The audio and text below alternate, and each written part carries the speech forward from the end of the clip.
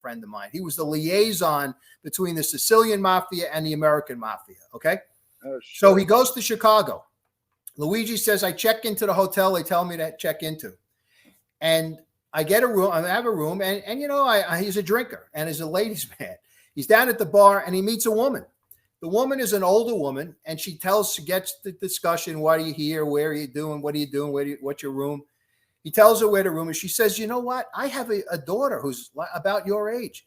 I would like you to meet her. And we have a suite upstairs. Why don't you just leave your room? You can come to live with us in the suite until you're here. He says, this is great. He said he died and went to heaven, right? Packs up his stuff, goes up, and he stays with this woman. That night, a hit team from Brooklyn comes to the hotel and goes to the empty room. Asks the desk clerk where was he staying. She takes him up to the room. They open up the door and they shoot the whole place up. Luigi is not there. He's upstairs in the suite with the old lady. He finds this out the next day. And he now realizes what had happened. And who was behind it? Enzo Napoli, because he never got along with him.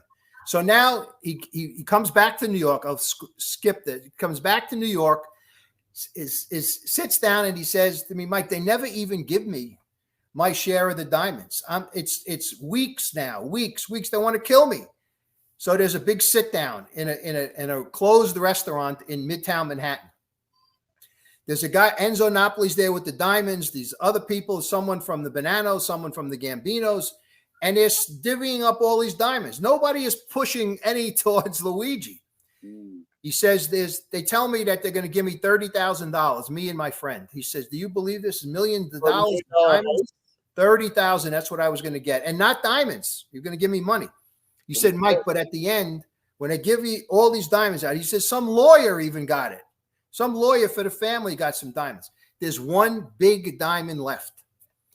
He thinks, oh, okay, well, that's going to be mine. He says, Enzo Napoli looks up behind where Luigi was sitting, and someone comes into the restaurant, sits down. I said, who was it? He said it was Paul Castellano. Oh, he sits at the table. They give Castellano the diamond. He says, thank you. I said, what happens next? He says he gets up and he leaves. He says, I'm basically left with nothing, $30,000. He says, I want to kill this guy Napoli, but I can't because he couldn't do it. He didn't get permission, and he says, if I don't get the permission, I don't do it. I assume Enzo was a made guy, right? What's that? I assume Enzo was made. Enzo Napoli was a made guy. Yeah. So add all of these things up. That the Sindona thing not being made. He finally decided that he couldn't take it any longer. And you know, one other thing about him, when he turned himself in, the FBI took him to a motel in Westchester to debrief him. Yeah. His wife and kids went to another place.